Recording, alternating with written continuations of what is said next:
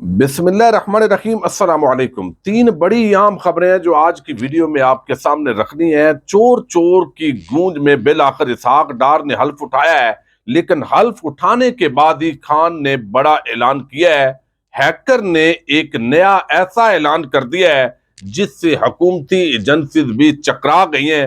ایاز امیر کو آج رہا کرنے کا حکم دیا گیا ہے۔ عدالت نے یہ کس طرح حکم دیا اور آج کیا کارروائی ہوئی ہے، اسی سے ہم ویڈیو کا آغاز کریں گے، اور میں امید کروں گا کہ آپ سماعت کرنے کے بعد ہمیشہ کی طرح اپنے قیمتی فیڈ بیک سے ضرور آگاہ کریں گے۔ آج جو ہے وہ عدالت کے اندر ایاز امیر جو سینئر صحافی ہیں، اور آپ کو علم ہے ان کے بیٹے کے ہاتھوں ان کی بیوی کا مرڈر ہوا تھا، لیکن اس پورے کیس کے اندر جو ہے وہ ایاز امیر کو بھی گرفتار کیا گیا، اور جو لڑکی مقتولہ ہیں ان کے چچا کی طرف سے ان کو نامزد کیا گیا تھا، اور اب اس کے والدین جو ہے وہ بھی پاکستان پہنچ چکے ہیں، اور سارا کا 28 ستمبر کو یعنی کل جنازے کا اعلان کیا جائے گا۔ بہت ہی بدقسمت واقعہ ہے، اور جو شاہ نواز ہے اس کو یقیناً سزا ہونی چاہیے، اور اس لڑکی مقتولہ کے جو لواحقین ہیں ان کے ساتھ پوری پاکستانی قوم جو ہے اس کو کھڑا ہونا چاہیے، چونکہ مظلوم لوگوں کے ساتھ کھڑا ہونا ضروری ہوتا ہے۔ لیکن سینئر صحافی ایاز امیر جو ہے ان کو بھی چونکہ گرفتار کیا گیا تھا، پولیس نے ایک مرتبہ ریمانڈ لیا 1 دن کا، پھر 1 دن کا ریمانڈ ملا، لیکن اب آج عدالت کے اندر جب پوچھا گیا کہ بتائیے آپ کو ایاز امیر کے حوالے سے کوئی خبر ملی ہے، کوئی ان کا اس کیس کے ساتھ کوئی قتل کے ساتھ لنک بنتا ہے، تو پولیس کوئی بھی اس طرح کی ایویڈنس پیش نہیں کر سکی جس کے اندر یہ ثابت ہوتا ہو کہ ایاز امیر کا اس پورے مرڈر کے واقعے کے ساتھ کوئی تعلق ہے۔ دوران سماعت ایاز امیر کے وکیل نے کہا ہے کہ ان کے موکل کا اس کیس کے کوئی لینا دینا نہیں ہے۔ پولیس نے عدالت سے وارنٹ گرفتاری حاصل کر کے ایاز امیر کو گرفتار کیا۔ ان کے خلاف اسلام آباد پولیس کے پاس کوئی ثبوت نہیں ہے، اور واقعے کے وقت ملزم چکوال میں موجود تھا، اور واقعے کا معلوم ہونے پر انہوں نے پولیس کو اطلاع دی۔ بیرون ملک سے اگر کوئی شخص آ رہا ہے تو وہ آ کر کیس کا کیسے گواہ بن سکتا ہے؟ لہذا ان کو 35 برسوں سے ایاز امیر کا فارم ہاؤس سے کوئی تعلق نہیں ہے، چونکہ طلاق ہو چکی ہے، اور اسلام آباد پولیس عدالت کو آگاہ نہیں کر سکی کہ کن ثبوتوں کے تحت ایاز امیر کو گرفتار کیا گیا ہے۔ لہذا وہ تفتیش سے بھاگ بھی نہیں رہے، دوبارہ بھی تفتیش کے لیے بلائیں گے تو اداروں سے وہ تعاون کریں گے۔ جب کوئی تعلق نہیں ہے تو ان کا مقدمہ جو ہے وہ ڈسچارج کیا جائے اور ان کو باعزت رہا کرنے کا حکم دیا جائے۔ پراسیکیوٹر جو ہے انہوں نے اپنا اس کے اندر موقف پیش کیا ہے کہ تمام باتیں ٹرائل کی ہیں، ریمانڈ سٹیج پر دیکھا جائے کہ ملزم کے خلاف کیا ثبوت آئے ہیں۔ کل مقتولہ کے والدین پاکستان پہنچنے ہیں، تو پراسیکیوٹر نے کہا ہے کہ آپ کے پاس بادی و نظر میں ایاز امیر کے خلاف کیا ثبوت ہے، اور ملزم ایاز امیر کو مقدمے میں نامزد کرنے والا کہاں ہے؟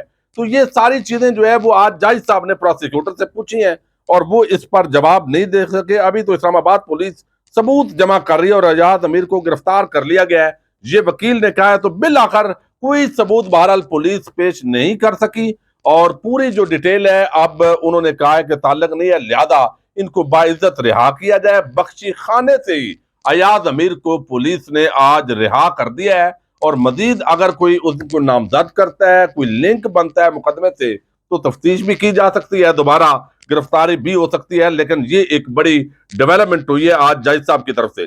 دوسری طرف اس وقت آپ کو علم ہے کہ جو سرکاری ڈیٹا وزیر اعظم ہاؤس سے لیک ہوا ہے، اور آگے مزید جو دھمکیاں ہیں ان کا سلسلہ شروع ہو گیا ہے، اور حالات بڑے گمبھیر ہو گئے، اور اب ایسے لگتا ہے کہ سب کچھ جو ہیکر ہے اس کا انتظار ہو رہا ہے۔ اور آج ایک اکاؤنٹ سے، اور جو بعض لوگوں کا کہنا ہے یہ اکاؤنٹ جو ہے اس کے اندر کوئی نیا اکاؤنٹ بنا کر یہ بلیک میلنگ ہو رہی ہے، لیکن ابھی لوگوں کا ماننا ہے کہ یہی اصل ہیکر کا اکاؤنٹ ہے، اور وہاں سے یہ آج بڑی دھمکی امیز طور پر بتایا گیا کہ کچھ لوگ رابطہ کر رہے ہیں، لیکن معاملات سیٹل نہیں ہوئے۔ آپ کے علم ہے اربوں روپے کی آفرز بھی کی گئیں، لیکن جو ہیکر ہے اس نے کہا ہے میں نے وہی کرنا ہے، میرا مائنڈ تبدیل نہیں ہوگا۔ لیکن جو آج بڑا اعلان اس نے کیا ہے کہ جمعے کو میں یہ 8 GB کا ڈیٹا پبلک کر رہا ہوں، اور اس کے اندر کیا کیا ہے یہ بھی اس نے بتایا ہے، تو اس کے بعد یقینی طور پر جو حکومتی ایجنسیز ہیں وہ چکرا کر رہ گئی ہیں، اور اس نے کہا ہے کہ فار undisclosed reason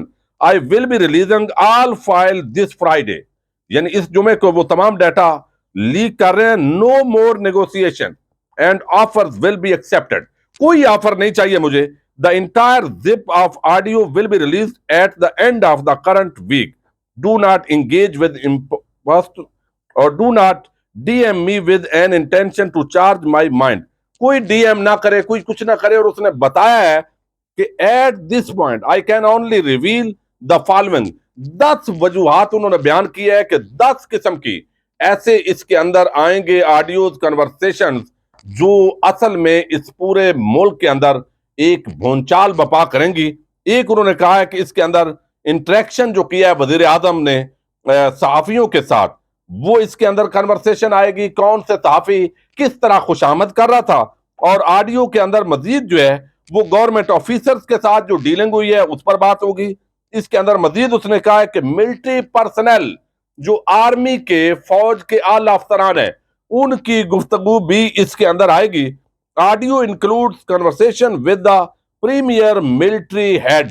تو یہ انٹیلیجنس جو ہیڈ ہیں ان کی بات بھی ہو رہی ہے. Audios include personal and government dealings. Audio آگے وہ کہتے ہیں کہ between the first family and extended families, یعنی فرسٹ فیملی تو اس وقت ظاہر ہے شریف خاندان ہے اور ان کے خاندان سے ریلیٹڈ جو آگے معاملات ہیں.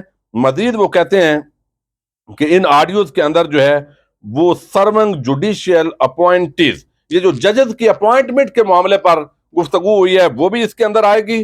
اور انگیجمنٹ ود فارن ڈیگنیٹیز, جو فارن جو نیشنل ہیں, جو غیر ہے ممالک ہیں, ان کے ساتھ جو ہے یہ بھی آئیں گی. اور پھر وہ کہتے ہیں کہ پرسنل جو انوالومنٹ ہے, آرڈرز, ڈائریکشن دی گئی ہے پولیٹیکل پرسنالٹیز کی طرف سے آفیسران کو, وہ بھی آئے گا اس کو. اور وہ کہتے ہیں یہ یہاں پر جو ہے, لیکن مغیث علی ہمارے دوست صحافی ہیں, انہوں نے دعویٰ کیا ہے کہ یہ جو اکاؤنٹ ہے یہ لوگوں کو گمراہ کر رہا ہے اور یہ اصل اکاؤنٹ نہیں ہے جہاں سے یہ بات کی جا رہی ہے. اب آپ نے دیکھا اسحاق ڈار جو ہے وہ واپس آ گئے اور چور کے ناروں کے اندر آ چکے. جج بشیر صاحب احتساب عدالت میں نہیں پہنچے تھے, اسحاق ڈار بھی نہیں آئے, وزیر داخلہ اور IG اسلام آباد وہ سب واپس چلے گئے. لیکن ظاہر ہے 9 اکتوبر تک ان کو ڈیٹ دی ہوئی ہے آلریڈی, اسحاق ڈار کو 9 یا 6 کو غالباً, تو اس وقت تک ان کا وہ سسپینڈ ہے, اشتہاری کا جو سٹیٹس ہے.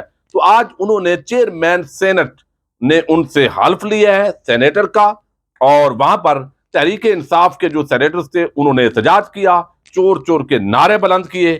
تو چور چور کے شور کے اندر اسحاق ڈار نے بالآخر جو ہے وہ سینیٹر کا حلف اٹھا لیا, اور ابھی تک لوگ تنقید کر رہے ہیں. اور میرا خیال ہے ہمارے جو شخصیات ہیں وہ بڑی ڈھیٹ ہو گئی ہیں. عوام جتنا گالم گلوچ کرے, جو بھی کرے, الٹا ان کو تو دھمکیاں دیتے ہیں, ان کو گرفتاریوں سے بھی ڈرایا جاتا ہے, ایکشن سے بھی ڈرایا جاتا ہے, لیکن جو حرکتیں ہو رہی ہوتی ہیں ان پر شرمندگی نہیں ہوتی. اب یہاں پر عمران خان صاحب آج جیسے کل انہوں نے لاہور کے اندر GC یونیورسٹی میں طلباء سے خطاب کیا, پھر علماء و مشائخ کانفرنس میں گئے, پھر جو ہے وہ کاروباری شخصیات سے انٹریکشن کیا. اسی طرح آج پشاور کے اندر بھی ایک بڑا جو ہے مصروف دن ہے عمران خان کا, علماء و مشائخ کنونشن کے اندر انہوں نے گفتگو کی ہے. تو یہ انتہائی اہمیت کی عمل ہے, اور لگتا ہے کہ خان صاحب بھی اب لانگ مارچ کی جلدی میں ہے. ابھی بھی اسلام آباد کے اندر ٹیکسلا چوک پر اور مختلف جگہوں پر کنٹینرز نئے لگا کر رکھے جا رہے ہیں تاکہ ہنگامی طور پر عمران خان کوئی بڑا سرپرائز دے سکتے ہیں اور اسلام آباد کے اندر جو ہے وہ فوری بند کرنا پڑے. تو اس وقت بھی کنٹینر جو ہے وہ لگ رہے ہیں, وہ جمع کیے جا رہے ہیں, یہ سلسلہ شروع ہے. تو یہ عالم ہے اس وقت, اور عمران خان جو ہے وہ یقیناً بڑی جلدی میں اور سرپرائز دینا چاہتے ہیں, اور وہ دیکھ رہے ہیں کہ اسحاق ڈار آگے ہے تو نواز شریف کو لانے کی یہ کوشش کر رہے ہیں. تو نواز شریف کے لانے سے پہلے وہ یہ ذرائع دعویٰ کر رہے ہیں کہ ہر حال میں عمران خان لانگ مارچ کرنے جا رہے ہیں, اور ممکن ہے اسی وجہ سے جو نواز شریف ہیں ان کی آمد کچھ عرصے کے لیے ڈیلے ہو جائے. اب یہاں پر انہوں نے بات کی آج کہ بیرون ملک جاتے ہیں اور ملک کے لیے فیصلے کرتے ہیں, اور ملک کے فیصلے کرتے ہیں, یہ مفرور جھوٹ بول کر بیرون ملک جاتے ہیں اور ملک کے فیصلہ کرتے ہیں. مبینہ آڈیوز میں ان کی حقیقت سامنے آ گئی ہے. منشی اسحاق ڈار کو ڈیل کے ذریعے پاکستان لایا گیا, کیا بلا دودھ کی حفاظت کر سکتا ہے؟ یہ بڑا عام سوال ہے. آگے انہوں نے کہا کہ یہاں پر یہ حکومت کرنے نہیں بلکہ اپنا پیسہ بچانے آئے ہیں. عمران خان ان حکمرانوں کا راستہ روکے گا. اسحاق ڈار کو معیشت ٹھیک کرنے کی ذمہ داری دی جا رہی ہے. اسحاق ڈار تو خود خوف سے بیرون ملک فرار ہوا تھا. مغربی ممالک میں اس طرح نہیں ہوتا جو یہاں ہو رہا ہے. وہ کہتے ہیں پاکستان ایک فیصلہ کن موڑ پر کھڑا ہے. حکمرانوں نے ملک کا پیسہ لوٹا اور ان کے پیسے بیرون ملک پڑے ہوئے ہیں.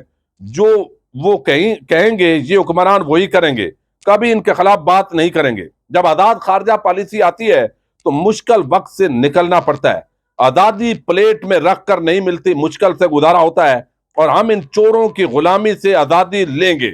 ادھر پاکستان جو انہوں نے بتایا ہے، اور میں چین سے نہیں بیٹھوں گا اور آپ نے نکلنا ہے جب میں کال دوں۔ تو یہ انہوں نے آج پھر ایک مرتبہ اعلان کیا ہے کہ ہم نے نکلنا ہے، ہم نے لانگ مارچ کرنا ہے، یہ کال فائنل کال ہوگی اور آپ کو تیار ہونا ہوگا۔